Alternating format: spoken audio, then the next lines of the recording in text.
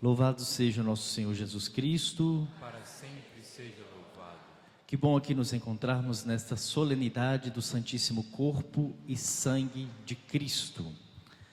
Essa solenidade, ela é uma verdadeira catequese sobre o que recebemos, comungamos constantemente ao longo do ano. A nossa vivência na Eucaristia, em primeiro lugar, ela deve ser a máxima da nossa fé. Nada substitui a Eucaristia, nada substitui a missa.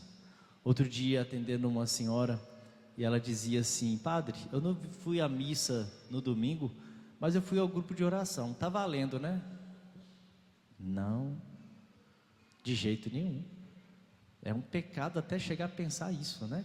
Como é que eu posso substituir a Santa Missa por um grupo de oração ou qualquer outro evento, qualquer outra atividade, inclusive até as orações pessoais em casa não substituem a missa. A missa é a ação de graças a Deus. A missa é o ponto de encontro do meu coração com o de Deus, é o encontro da minha humanidade com a divindade. Então não há outro lugar, não há outro meio, senão a igreja, a missa. Eu posso participar da missa pela TV, por exemplo, em minha casa? Sim, se estiver impossibilitado de ir para a igreja, por alguma doença, alguma questão física, qualquer coisa do nível. Fora isso, somente na casa de Deus prestamos o devido culto e a devida adoração. A primeira leitura de hoje: deu-te um alimento que nem tu, nem teus pais conhecias. A primeira leitura de Deuteronômio já fala exatamente deste pão, já é aqui um pré-anúncio. Este pão em que Moisés estava falando para o povo: vocês estão comendo do maná. É um pão passageiro, é um pão que alimenta, que sacia provisoriamente, mas é preciso comungar do verdadeiro pão, comer do verdadeiro pão e beber da verdadeira bebida, para assim, de fato, se encontrar livre em Deus. É o que a leitura do Deuteronômio hoje nos induz. Moisés falou ao povo dizendo: lembra-te de todo o caminho por onde o Senhor teu Deus te conduziu, esses 40 anos no deserto, para te humilhar e te pôr à prova, para saber o que tinhas no teu coração e para ver se observarias ou não os seus mandamentos.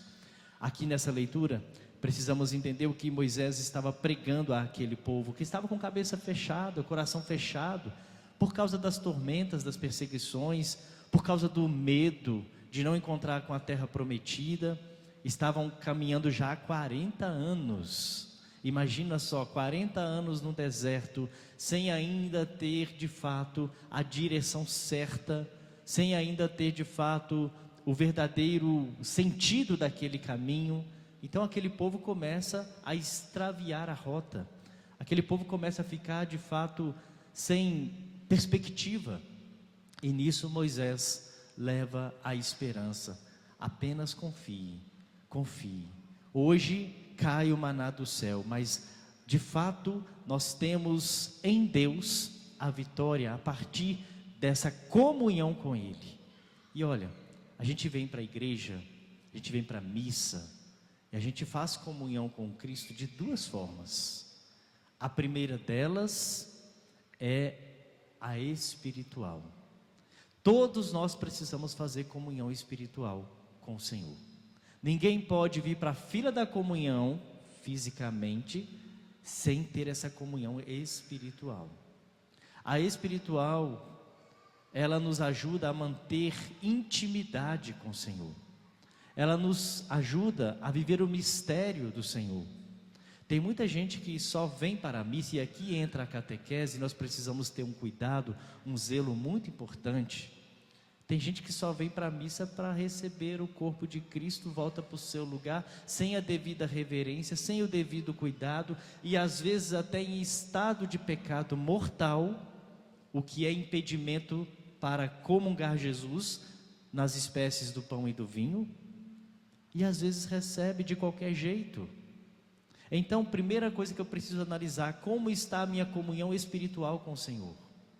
Quem é que pode comungar o corpo e o sangue do Senhor? Quem está em estado de graça. Se eu não estiver em estado de graça, não devo comungar. Ou então, como diz a palavra, estarei comungando a própria condenação. Precisamos ter esse cuidado. Esse é o sentimento de reverência ao Senhor. É Jesus. Eu fui para a missa, eu não podia comungar, mas comunguei porque eu estava precisando. Então confessa antes. Quanto tempo tem que você não recebe o sagrado corpo e o precioso sangue de nosso Senhor? E qual é a razão? Tem gente que está impedido canonicamente. Este pode e deve fazer a comunhão espiritual, enquanto se aguarda a regularização por parte da igreja. E está na mesma graça daquele que comunga fisicamente. Claro que deve manter o desejo de comungar fisicamente, não é? E buscar todos os meios para resolver o quanto antes, e assim ficar em dia com a igreja. Mas eu quero dizer que tem gente que vem, só pode comungar espiritualmente, só pode fazer a comunhão espiritual com o Senhor, e não fica preenchida, não se sente satisfeita, não se sente completa. De fato falta alguma coisinha, mas a igreja concede a esses essa graça, de poder fazer a comunhão espiritual e receber os mesmos benefícios, as mesmas graças. Por outro lado, minha gente, tem tanta gente que vem para a fila da comunhão e não deveria vir. Tem tanta gente sem a devida reverência. Tem tanta gente que vem de qualquer jeito, só recebe porque o outro está na fila, então eu vou receber. Vou para comungar porque está todo mundo indo, para cumprir um preceito. Que tenhamos no coração esse sentimento de amor, de adoração, de reverência profunda pelo Senhor. Que o nosso pecado não nos atrapalhe, não nos impeça de chegar perto do Senhor. Mas se estiver em condição de pecado, procure a confissão. Quando foi sua última confissão? Quando foi a última vez, para quem está desimpedido canonicamente, quando foi sua última vez que veio ao encontro de Jesus ressuscitado na Eucaristia? Quando foi a sua última comunhão fisicamente? É importante a gente pensar nisso. E por que eu não tenho vindo? Se eu não estou impedido canonicamente, por quê? Porque eu estou em pecado. Saia do pecado. O pecado é uma opção, e sair dele é uma decisão. Porque eu não me confesso, já tem tanto tempo. E o que está esperando? Eu não entendo. É ruim confessar, né? É ou não é? Também acho. É vergonhoso, é humilhante, sim, mas pior é ficar no pecado, seja ele qual for.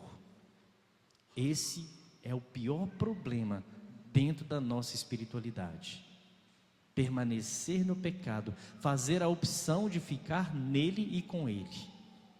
O resto, minha gente, Deus é misericórdia para quem quer a sua misericórdia.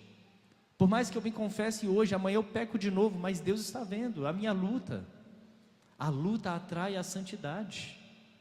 Agora, se eu não tenho luta, santidade também não existe na minha vida. A segunda leitura de hoje, carta São Paulo aos Coríntios. Uma vez que há um só pão, nós, embora muitos, somos um só corpo. Aqui está dizendo exatamente do cálice da bênção. O cálice que abençoamos se torna para nós a comunhão no sangue de Cristo e no corpo de Cristo. A igreja é comunhão por causa do corpo e por causa do sangue de Jesus. Fazer comunhão, comungar, é algo diferente. Comungar não é fazer comunhão, mas deve ser.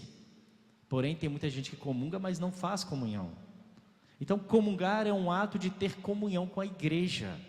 Tem gente que comunga, mas que não concorda com os mandamentos da igreja, não concorda com o Papa e fica por aí denegrindo, falando mal. Católico, eu estou falando de católicos, o que é um grande pecado isso, né?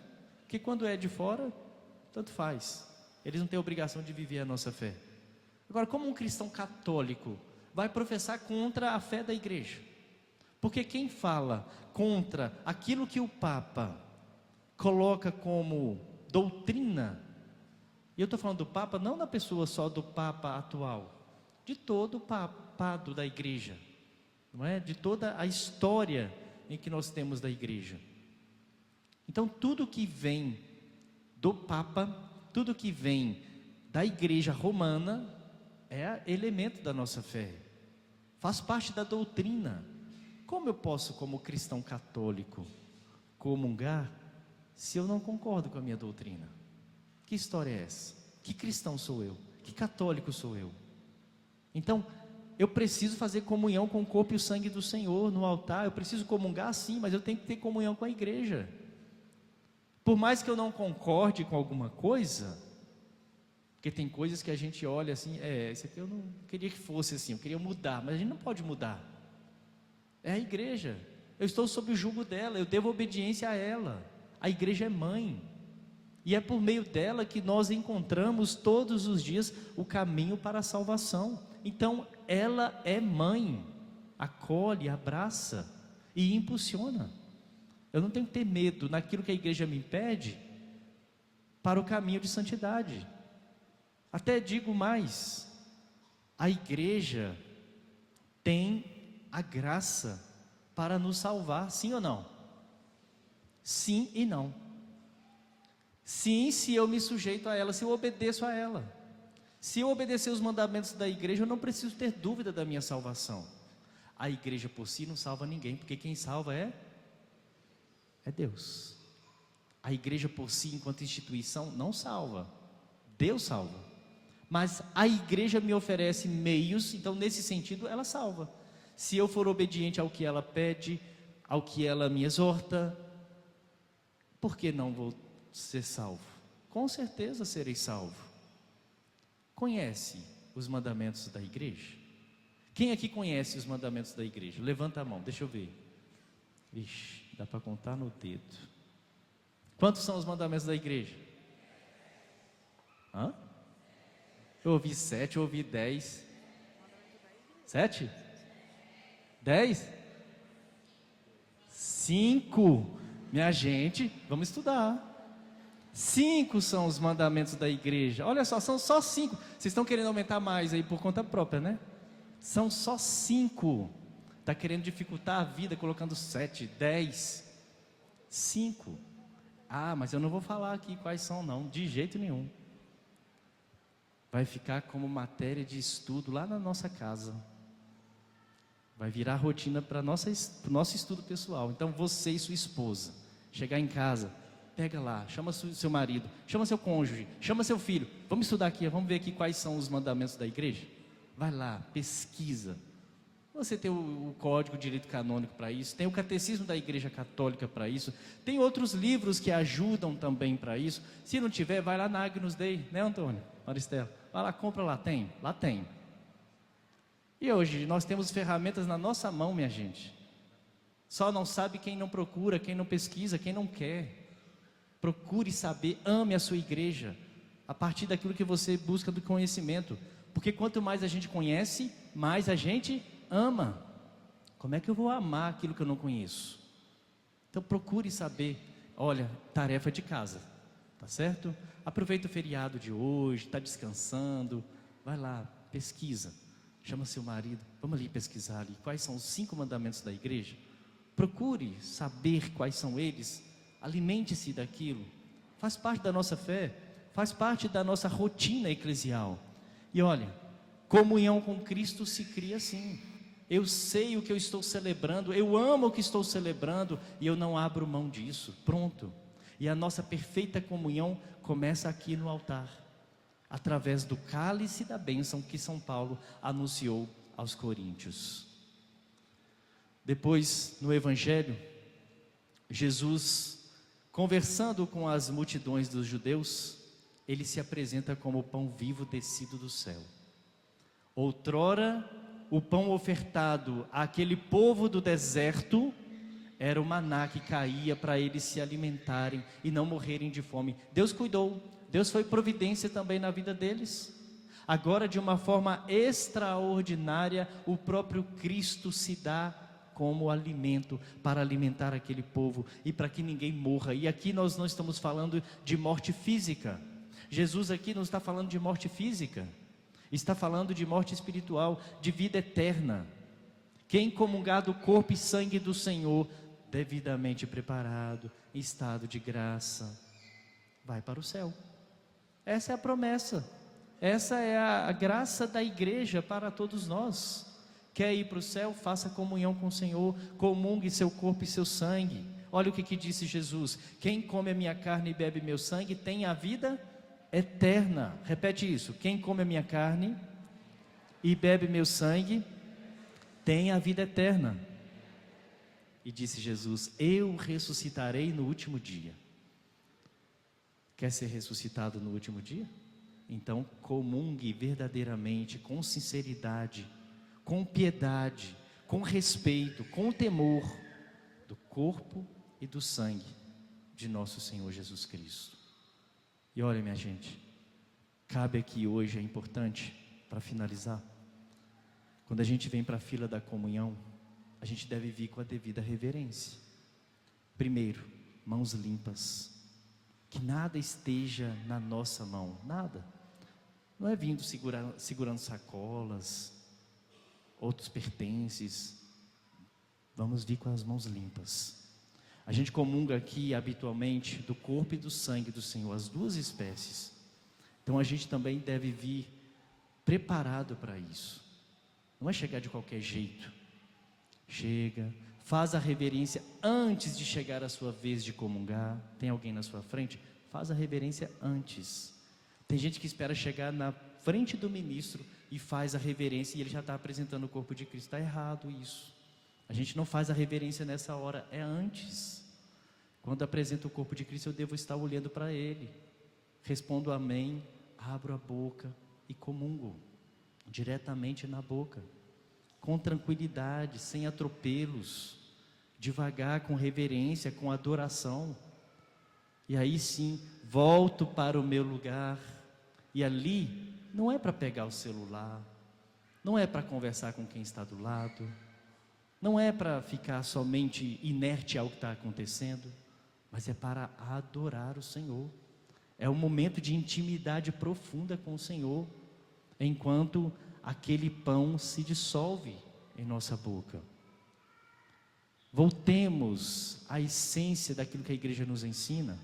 Voltemos ao verdadeiro amor pela Eucaristia. Tenhamos sede e fome de comungar o Senhor no altar. Não deixe de comungar. Se tem pecado, vai confessar. Se está vivendo no pecado constante, saia dele. É pelo Senhor. Se não for por Ele, nem vale a pena.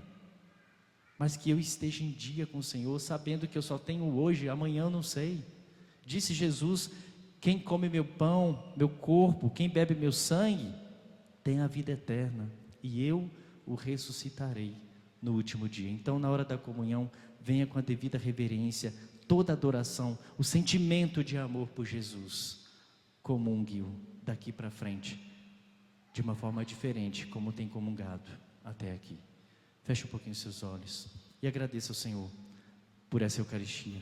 Agradeça ao Senhor porque Ele se dá em corpo e sangue para nos alimentar. Ele nos acolhe, apesar dos nossos pecados, dos nossos limites. Ele nos acolhe, Ele nos abraça. Ele não faz acepção de pessoas. Ele só quer que vivamos o caminho da santidade, para o nosso próprio bem, para sermos edificados e construídos diante do Teu altar.